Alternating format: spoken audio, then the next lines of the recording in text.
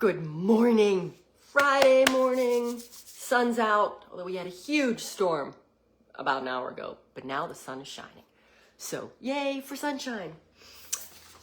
I am not cooking anything today, and today I am going to talk about one of my pet peeves. And here it is. My thing is, I totally believe a little knowledge is dangerous, right?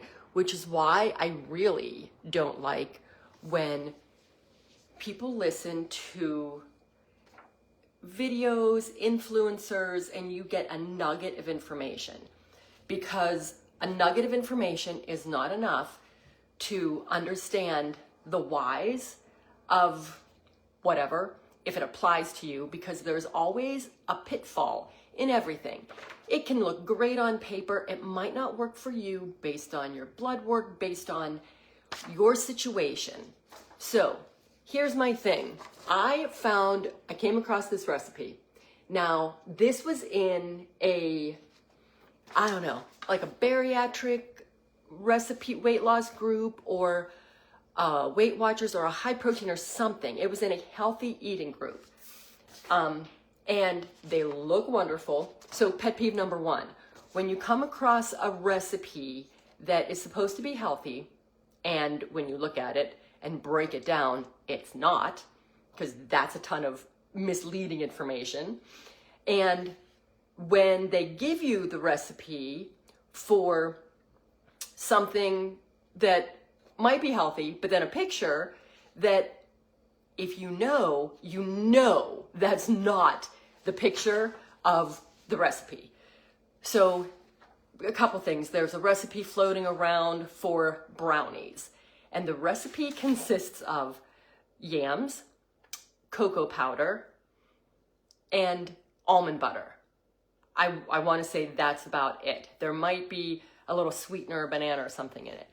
Well, it looks good on paper, but guess what? And you bake it. You bake it. Well, if there's no leavening agent, baking soda, baking powder, or egg, it's not, hi Rachel, hi CJ, it's not going to rise like a cake. And yet the picture looks like this delicious brownie. So I made it, I baked it. It never rose, never baked. I baked it longer. Well, it was good, but all it was a whole bunch of, it was like a mushy chocolate fudge-like thing. Okay, not bad, would never make it again, but not at all what I expected, and not at all what was in the picture. So I wanted to make this today because, who doesn't love a quick grab and go breakfast? We all like that, right? So these are breakfast cookies. They have mashed banana, almond butter, honey, vanilla, rolled 2.5 cups of rolled oats, cinnamon, baking powder, salt, raisins, dark chocolate chips, pepitas, pumpkin seeds, and flax seeds. So let's break this down. Mashed banana, not bad for you. Almond butter, also not bad, except if you have kidney issues. I talked about this last week. So high oxalate, if you are prone to kidney stones, while nut butters are healthy and not a bad choice, they need to be eaten in moderation, because that will just increase the oxalates that contribute to the formation of kidney stones. So there you go. Then it has the honey. Okay, yes, it's a natural sweetener. However, it is a high glycemic sweetener. So if you're looking to keep that blood sugar roller coaster nice and calm, the honey won't hack it. Then, vanilla, then the rolled oats. Yes, a healthy grain. However, your serving of oatmeal, which is probably a 1/2 cup, has 40 grams of carbs and 7 to 8 grams of protein. So yes, it has protein, but when we look at that balance, it's really carb heavy, which just puts this whole recipe over the edge. Then of course you throw in the raisins, also high fructose, high glycemic, and chocolate chips. Now yes, the dark chocolate chips, especially my hack with the spring and mulberry date sweetened chocolate, better, or the Lily's stevia sweetened chocolate, much better. You get the benefits of all the polyphenols and everything in the chocolate, yay. However, it's still, hi Linda, it's still, carbs. So we've got to look at what we're looking at. Flax seeds, fantastic, wonderful omega-3s, fiber. However, it still, yes, CJ, you know it's my favorite chocolate. However, the flax seeds still, although they contain protein, they are very high in carbohydrates. So what I did, and I spent over an hour trying to make this recipe work, because I really wanted to make it and share it with you today. So putting it in my macro calculator, and remember, I am an advocate of balance, common sense eating, whole foods that nourish your body, enough protein, minimum 100 grams of protein a day to fuel your muscle, feed your muscle. Protein feeds and builds muscle. Muscle burns fat. So if you're killing yourself going to the gym and working out super, super hard and not seeing any results, it's because you cannot outrun your fork. You cannot fix a bad diet in the gym or with supplements. The hard truth is the work has to be done. And the work starts right here in your kitchen. So this recipe, the best I got this recipe was, yes, CJ, protein. This recipe, I tried so hard. I took out the banana. I replaced the honey with allulose. Takes a huge amount of the carbohydrates out of it. The banana also takes some carbohydrates out of it. Taking out those two key things lowers the glycemic load that you're putting into your body. However, I still could not get this balanced. My macros that I love, 35 protein, 35 healthy fat, and 30 carbs.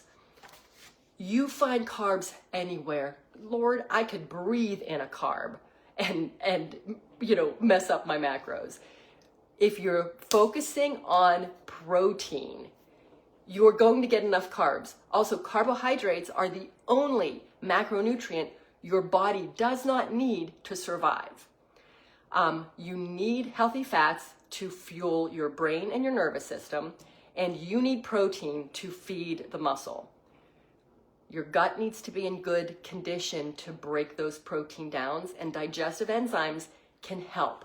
Digestive enzymes come from pineapple and papaya, and they help you break down that protein so your body and your gut, your intestines, the whole 9 yards, well, many yards of your intestines, can absorb the nutrients from that protein. So try. I could not get this to be balanced. I added egg. I added 2 scoops of protein powder. The macros just didn't math for me. So this is not a healthy recipe. I mean, yes, it has some healthy things in it, but what we need to focus on is those balanced macros. You don't want to dump a high glycemic load into your gut first thing in the morning. So yes, this looks like every granola crunching delicious thing. However, it is high glycemic. Even if we take the things out, it is still, the majority of it is still 2.5 cups of rolled oats. So that is 4-5 servings of oatmeal. Now, of course, you're not eating the whole thing. I understand that. But even when you break it down, it is carb heavy, protein low. As soon as you eat this, it's going to spike your insulin and glucose, and you're set off on that roller coaster. So perhaps to have half of one of these with a couple of eggs. Use this instead of a piece of whole grain toast with your eggs and sausage and bacon in the morning. But if you don't want to worry about counting calories, counting this, that's a pain in the butt. I know. You focus on protein, protein, protein.